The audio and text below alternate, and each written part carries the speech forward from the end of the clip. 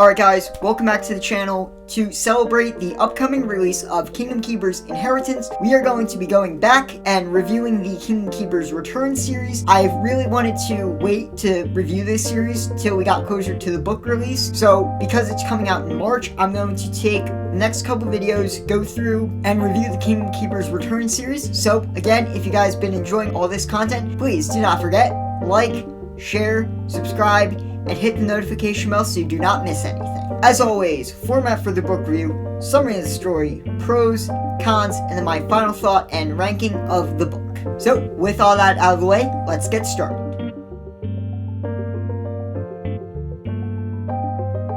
The syndrome takes place several weeks after the events of the Insider, after everything's more or less settled down for the Keepers and the Overtakers have pretty much been dealt with, and everything just seems very quiet and very safe.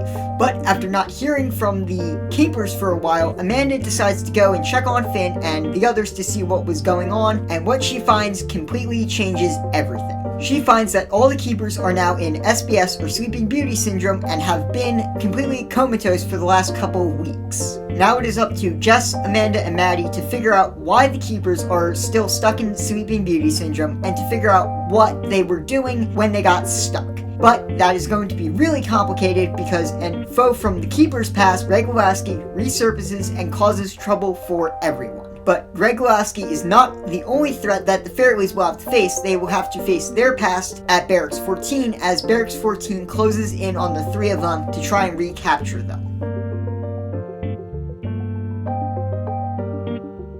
So the first thing I'm going to talk about for the pros section is Greg Lasky. Surprisingly, Greg Lasky was a super interesting part of the syndrome because we had never gotten his point of view or the point of view from any of the other Overtaker characters, but it was really good to finally get their perspective, and I think Pearson did a really good job at choosing Greg Lasky as the person to follow because he's always kind of been the face of the Overtaker kids. So it kind of makes sense that he would be the most fanatical and the one that's still operating openly against the Keepers. So again, Pearson does a great job at having us follow Greg Lasky and getting into Lasky's mindset because in this book, we finally get his point of view and it is great because Pearson does a great job at showing us Lasky as a guy who still believes that the Overtaker should have won, but he's like terrified of Maleficent and the others. And Pearson does a great job at showing Lasky's raw fear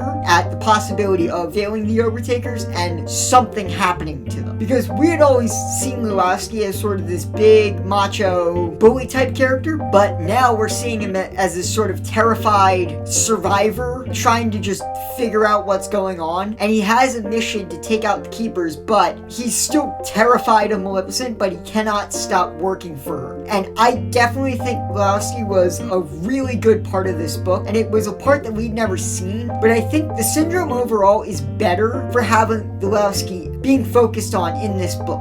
It gives us another side of the conflict between the Overtakers and the Keepers that we've never seen before. We've never seen any of the Overtakers' point of view of the conflict, and now we actually have Greg Lasky. And it was a great introduction to the Overtakers, more, I wouldn't necessarily say sympathetic side, but getting to understand why Greg Lasky joined the Overtakers in the first place. And we got a really good character arc and a really compelling arc at that for this book, and I really do think Pearson did a great job at writing Lasky into the syndrome, and it made the book really interesting to follow. Alright, so second thing we're going to talk about for the pro section is Jess, Amanda, and Mattie.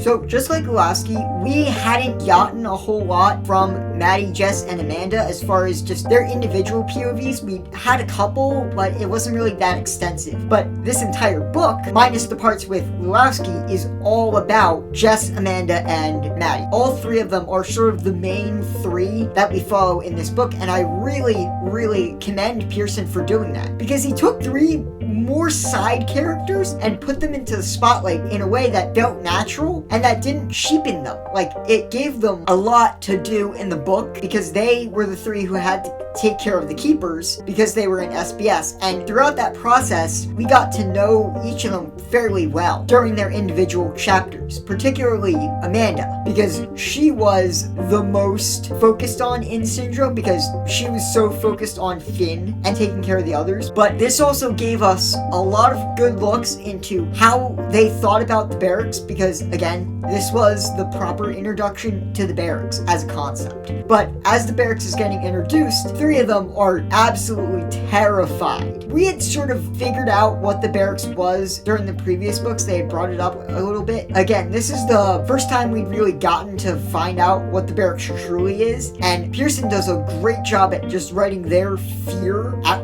what the barracks finding them means. I really do like the parts of the books where we are following them, which is most. And I really do like the three of them because, again, they were more side characters than anything else. But Pearson gave them a good chance to shine and just ran with it. And Syndrome book, honestly, is really good. Mattie, Jess, and Amanda are probably one of the key reasons why this book is really good because we get such a deeper look into their minds and what's going on as far as what the barracks is and everything else. So this book really, I think, did a great job at letting us learn more about Jess, Amanda, and Mattie without cheapening them. Because it's sometimes if you focus on a side character and they aren't too interesting, you kind of just end up with a whatever type of story. But Pearson didn't do that. There's a ton of stuff that's really interesting and we want to learn more about from Jess, Amanda, and Mattie. And Pearson does a really good job at exploring all of that and giving us a reason to care about the three of them not getting captured by the barracks. So again, Syndrome gives us a really good connection to the three of them that we really hadn't had up until this point before that. Alright, so third thing we are going to talk about for the prose section is the fact that the keepers actually are not the main focus of this book. Now, I'm going to preface this before I really get into this. I do enjoy the keepers as characters. I do. I really love the Kingdom Keepers, but this book really showed that the series can stand alone even without the Keepers, and I'm going to explain really quick why. So, with Pearson not having the Keepers as the main focus, it really made him focus on his side characters, which is why Greg Lewowski, Mattie, and Jess, and Amanda became the main four characters of this book. Now, I think this was a great idea, because we had spent so much time with the Keepers in all of the other books, and the Keepers are good characters. Again, I just want to preface that. But with them not being there, it forces Pearson to focus on his side characters and develop them a lot more. And I really think Syndrome works as a book. It really does. Because it gives us a glimpse into characters that we had known about forever and that we had been around for a while, but we had never really gotten into their heads, at least a whole lot. Syndrome changes a lot of that, and it puts the focus on Mattie, Jess, and Amanda. And the book really does work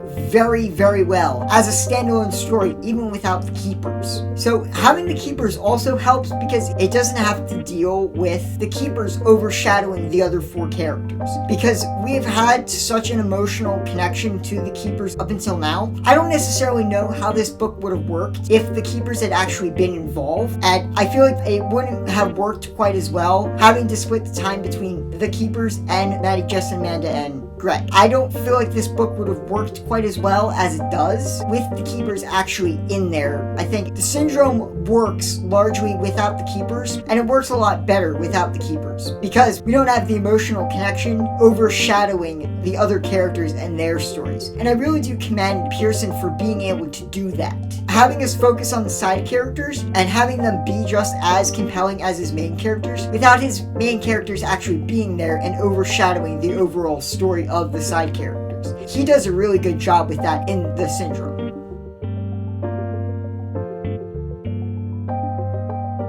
The one thing I want to talk about for the cons section is Mattie. So the reason I put Mattie on the cons list isn't because she's a bad character in this book. She isn't. She's really interesting. The reason I put Mattie on the cons section is because we don't have, or at least I don't have, quite as established connection to her as we do with Jess and Amanda. Jess and Amanda, we've been following more or less since the beginning. But with the Mattie, we'd only really known her since Dark Passage, and even then, she was only in the story in and out. She wasn't like a key central figure that we followed a whole lot. We never really got a deep look into her until Syndrome, and that's fine. It's what it is. What it is. She's a good character regardless. But I think Mattie could have worked slightly better, maybe if we'd met her earlier in the series and had her be more involved with the Keepers from the beginning. That way, when she is in Syndrome, we have a longer connection with her through the books. I mean, aside from that, Mattie really does work very well as a character, and I really understand why Pearson has her in there. But my point is, I just think Mattie could have worked slightly better if we had known her a bit longer. That's the only real thing that kind of bothers me about this book. Even with Mattie not being in the series for long, it's a small thing.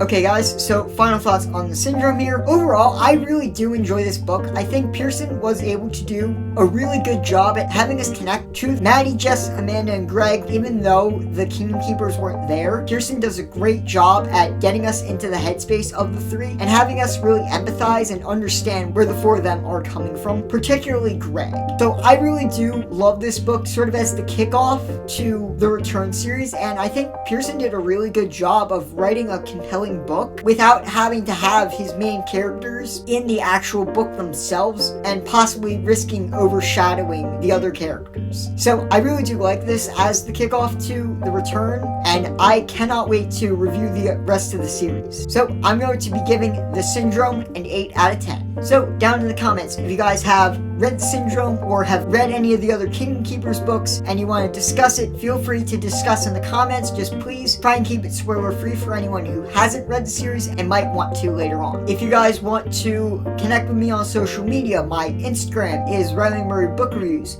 My Facebook is also Riley Murray Book Reviews, and my Twitter is Riley T. Murray. And also, do not forget, I have recently created a Discord where I will let you guys know when the live streams will be taking place. If you guys want to check out the Discord, it is Riley Murray Book Reviews, and I have a link to all those social media accounts down in the description. Also, down in the comments, if you guys have books you want me to do reviews on in the future, leave them down in the comments. Alright guys, thank you so much for making it to the end of the video. If you enjoyed it, please do not forget, like, share, subscribe, and hit the notification bell so you do not miss anything. Thank you so much for checking out the video. I will see you guys next week. Till then, have a great weekend, and don't forget, keep on reading.